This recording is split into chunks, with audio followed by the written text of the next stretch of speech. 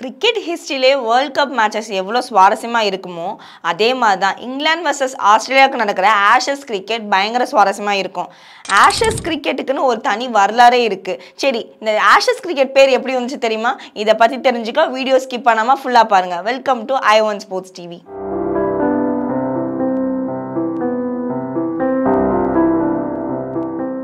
England versus Australia match 1892 August மாதம் இங்கிலாண்டில் நடக்குது. இங்கிலாந்து வெறும் 82 ரன்ஸில் மேட்சே லாஸ் பண்ணுறாங்க. அப்போ தான் இங்கிலாந்து ஒரு டெத் நியூஸை வெளியிடுறாங்க. கிரிக்கெட்டே செத்து போயிடுச்சு, அதோட சாம்பலை எரிச்சு ஆஸ்திரேலியா எடுத்துகிட்டு போகிறாங்கன்னு சொல்லி நியூஸ் வெளியாகுது. அடுத்த 2 வருஷத்துக்கு அப்புறம் இங்கிலாந்து ஆஸ்திரேலியாவோட மோதுறப்போ இங்கிலாந்து ஒரு நியூஸை வெளியிடுறாங்க. எரிச்சு போன சாம்பலை திருப்பி மீட்போம் அப்படின்னு சொல்லி ஒரு நியூஸ் வெளியாகுது. சொன்ன மாதிரியே இங்கிலாந்து ஆஸ்திரேலியா வின் பண்ணி அந்த ட்ராஃபியும் தூக்குறாங்க. சரி, இதுக்கு எப்படி பேர் வந்துச்சு தெரியுமா?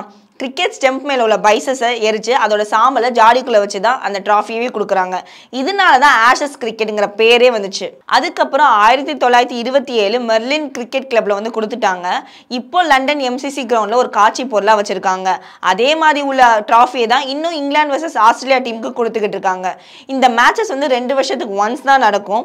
கிட்டத்தட்ட ஆஸ்திரேலியா 34 வாட்டியும் இங்கிலாந்து 32 வாட்டியும் ஜெயிச்சு 6 மேட்சஸ் டிராவ் ஆயிருக்கு. எப்படியாச்சும் ட்ராஃபியை தக்க வைக்கணும்னு நினைக்கிற ஆஸ்திரேலியா டீமும் எப்படியாச்சும் அந்த ட்ராஃபி அடிக்கணும்னு நினைக்கிற இங்கிலாந்து டீமும் மோதிக்கிட்டு இருக்காங்க. மேலும் இந்த மாதிரி இன்ட்ரெஸ்டிங்கான விஷயத்தை தெரிஞ்சுக்க i1 Sports TV சப்ஸ்கிரைப் பண்ணுங்கள்.